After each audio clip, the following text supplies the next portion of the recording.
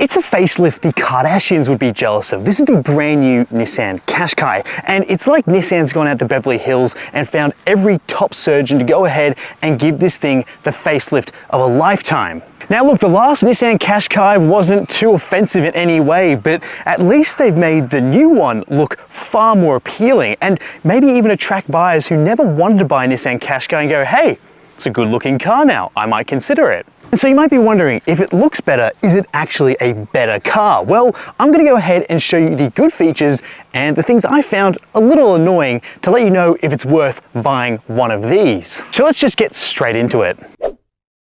Now, of course, the most important thing, the price. This is the Nissan Qashqai Ti. So it's the top of the range model, so that's why it's the best looking and it's gonna have every feature you can conceive of. So the price on this one is just over $50,000 drive away. And to be honest, that's pretty sharp for everything you're getting. Now take a look at the front. They've done a really good job of redesigning this thing. They've got a new Nissan logo up front with all your radar tech also tucked in there as well. So that's nice and clean, no ugly rectangles sticking around on the outside of this car. You have very angular looking LED lights, and it's really ushering in that new age of Nissan, which started with the new Nissan Z, and now that design language is being thrown into cars like this. Very large side air vents here, which are also very real, and I do like the fact this comes with a black grille, even though there is some chrome splashed around the front. It's done tastefully here. And then around the front here as well, we do have Qashqai stamped into the bumper, which I think looks pretty cool. Now under the bonnet here, we have a new turbocharged 4-cylinder motor, but I'll get to that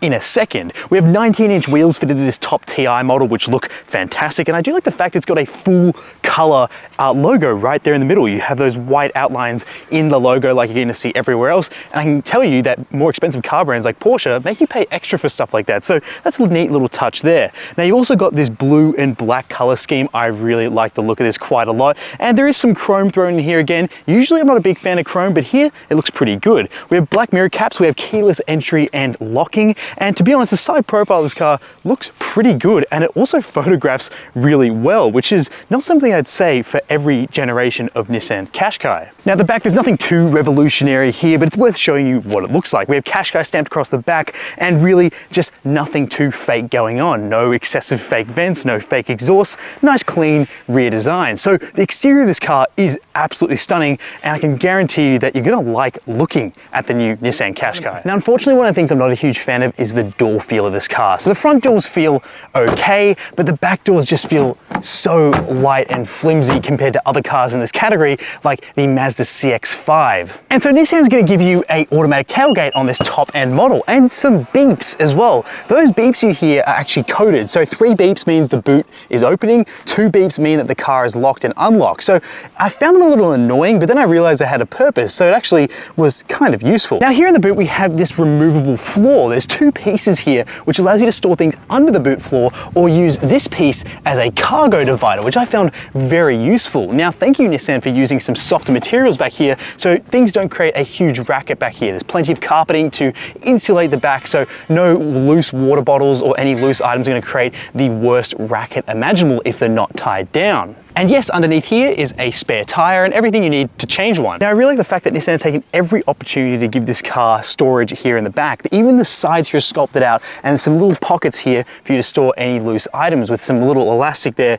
to hold something maybe like a water bottle. So I really can appreciate that this is trying to be as practical as possible. So jumping into the second row of the Qashqai, you have plenty of headroom, you have an okay amount of knee room, and a decent amount of feet room. So for a smaller SUV, it actually is pretty comfortable. These seats do feel a little firm, but I don't mind the materials that are used back here. We have 2 USB ports, we have USB-C, USB-A, 2 air vents, a mat pocket, and some pretty large storage bins to store something like a larger water bottle. Now this middle seat is pretty comfortable as well. There's a relatively flat load floor, which is pretty unique for a car like this, which means I can put my feet in there, sort of squeeze them in, and I have a nice flat middle seat here for me to put my bum on, which means I won't be feeling like I'm sitting up on a high mound. Now, you got to check out the light that this large moonroof is bringing in. I love it. It's something that feels like it's essential for this car because it goes from feeling like a closed-in cabin to something that really opens up, and this car has pretty large windows, and so it just feels like a nice, spacious interior. Now let's rate the center armrest. Well, we have some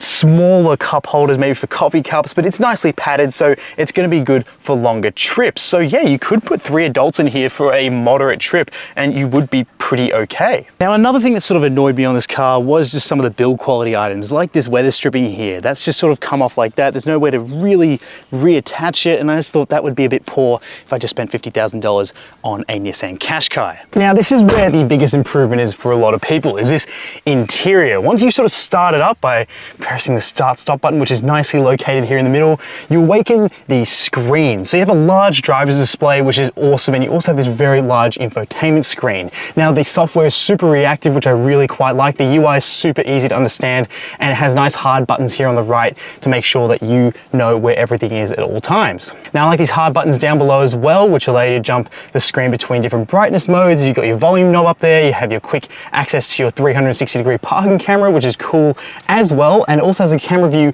for your wheels, so you shouldn't really be curbing them because you have a camera view for that. Now, in terms of the quality of materials in here, it's pretty decent. You have nice soft touch materials way up here on the dashboard, you have some stitching up here on the dash, you also have some sort of like faux looking sort of materials on the dash. I'm not too sure what this plastic's trying to emulate, but it does look more interesting than just straight gloss plastic, which looks awesome, especially down here in the center console around the gear shifter.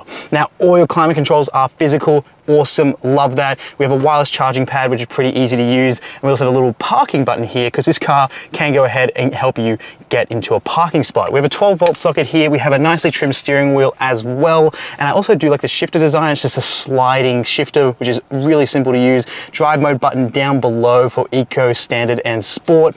Now, the storage in our glove box is okay, but because this is a right-hand drive model, they haven't moved the fuse box, which means that there is a bit of underutilized space, so it's not a huge glove box area. But what is huge are these door bins, which can fit something like my massive water bottle right just here. Now, we have smaller cup holders here, which won't fit a larger water bottle. And this center little cubby is quite useful because it has your USB ports in there, but it also splits into two. You have a shallow little storage area for something like your wallet, and you have a deeper storage area for anything else. But it isn't lined with any fabric, so your phone or anything like that might make a sliding sound and make a bit of a ruckus in there. These seats are pretty comfortable, but they do still feel a bit firm. I'm not too sure why Nissan's skimping out on the cushioning, but that's what it sort of feels like, even though they look fantastic. But the headrests at least are nice and soft. Now, you also do have a massaging function for these heated seats up front as well, which is just insane for a Nissan Qashqai. I never thought I'd see that. Now, the massaging's okay, but it's nothing revolutionary. I still think Peugeot makes some of the best massaging seats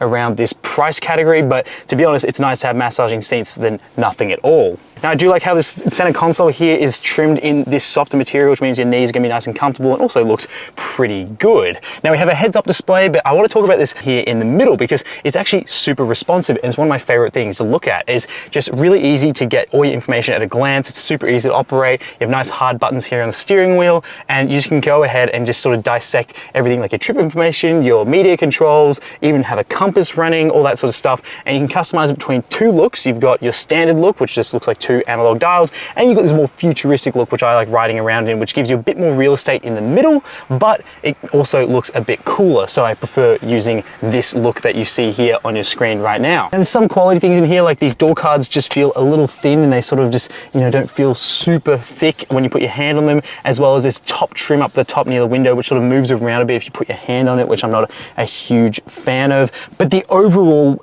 interior build quality and also design in here is enough for a lot of people to probably jump out of cars that they've been sitting in for a while and go, hey, this looks super futuristic, looks super upmarket. And to be honest, I think the design of this is better than some other cars that might cost double the price of this. I really like the layout and finish, and also just the UI as well of this car. It has plenty of features for the price tag, and I feel like if you spend around 50 grand, you will feel like you're getting pretty good value when you're sitting in this interior. Now, let's talk about fuel consumption. This car needs premium fuel. It needs 95 octane and above, and they've been averaging around 11 liters per 100 kilometers. So you're gonna see around 500 kilometers to a tank, which is actually pretty decent, but that's something to keep in mind if you're used to filling up with the cheapest fuel. Now, if you are waiting to jump into a car like this, but you're unsure whether you're gonna actually want an engine like this, like a petrol motor, well, good news for you that Nissan have a electric Qashqai in the works, which is pretty exciting, and I think that's something that should be a pretty popular option competition when it releases, and also means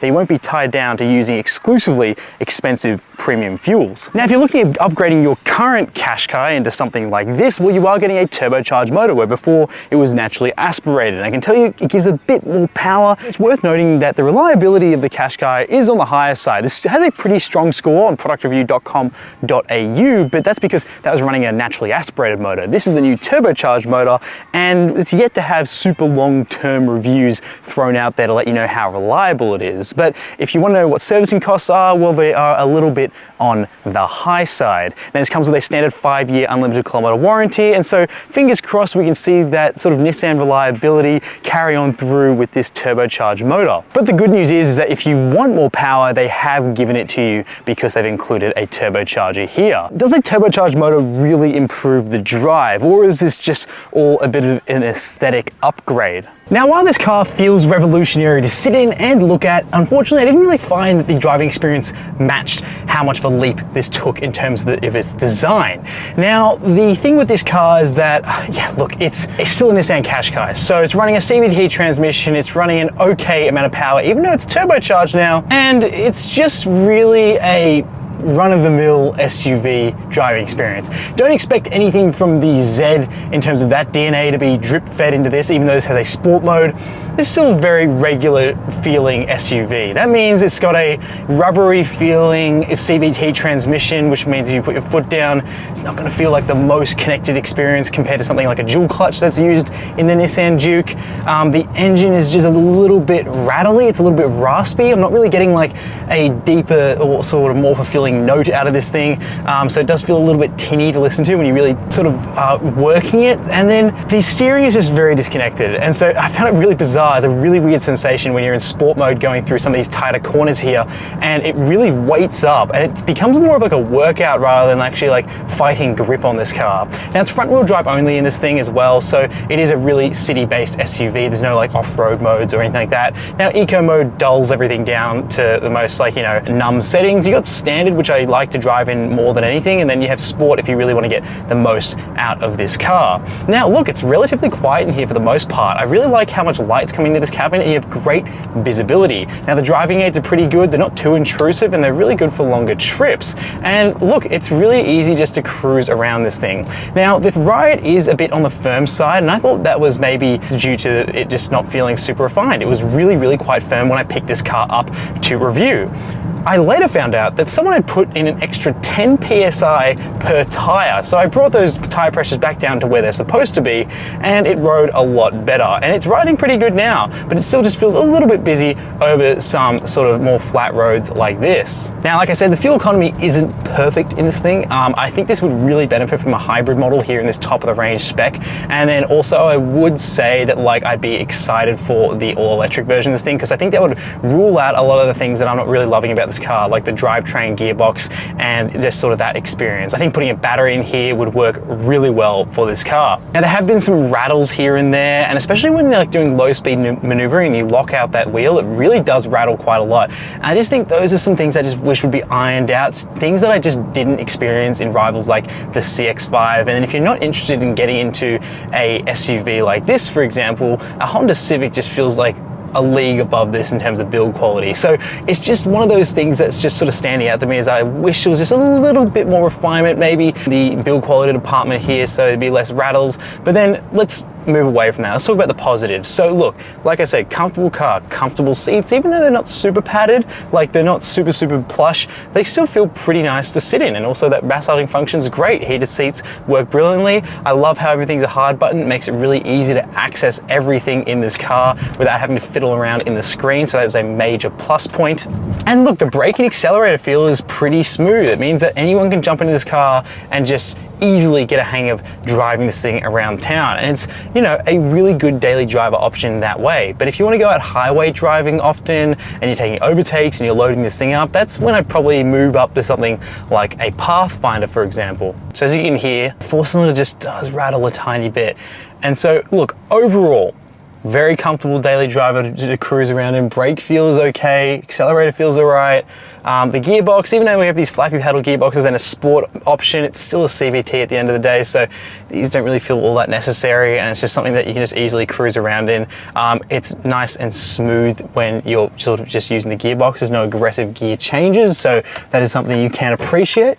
And look, the ride's been pretty good as well. These Bose speakers also are pretty decent. They're not the best that I've heard, but they do a really good job of filling this cabin up with sound. But I've just really appreciated the amount of light and also the tech and ease of use of this interior. And look, while I've been harping on about how the engine and gearbox could do with a bit of refinement here and there, it's not that bad. They're really quite fine options, but I just wish maybe this motor would have been kept for like a lower or middle entry to the Qashqai range, and I wish there was something like a plug-in hybrid or like a mild hybrid option for this TI model. I think that'd really suit what this car is trying to go for in terms of trying to move up a level in refinement. Now look, the new Nissan Qashqai is a great brand new SUV option, but you have to understand there are some buts to this car. So it is a bit on the thirsty side. The engine isn't super refined. It could do with a bit of a tune-up with the gearbox and engine relationship. And then also I just wish there were some small quality things here and there, like some rattling on the inside of the car, some of that weather stripping on the driver's door, and also those really light feeling rear doors just don't feel super confidence inspiring. It's just those small things that I just wish Nissan would address to make it on par with, say, Mazda's quality. I think Mazda have some of the best quality in this segment, and there's a good reason why they're super popular. But if you are okay with those things and they're not going to annoy you to the max, because they shouldn't, they're just small things, this is a fantastic small SUV. I really love the new design. I love the new interior. The turbocharged motor gives us a bit more poke in terms of giving you a bit more torque, so it does feel a bit more powerful than the previous generation, and it is just an easy car to live with day to day. Plus, it's a Qashqai you'll actually like looking at. Now, thank you so much for watching. Make sure you hit that subscribe button so hard that you let me know that you want to see more videos from our channel, because that's the only way we're going to make more videos, is that if you hit that subscribe button. If you have anything to say about this car or want anything answered, let me know in the comments down below. I'll have a chat with you down there. Make sure you follow us on TikTok and Instagram at Product Review Cars. And if you have anything to say about your car, you want to review your own car, make sure you go to productreview.com.au to let everyone know if your car is worth owning. With that all said, I'll see you in the next one.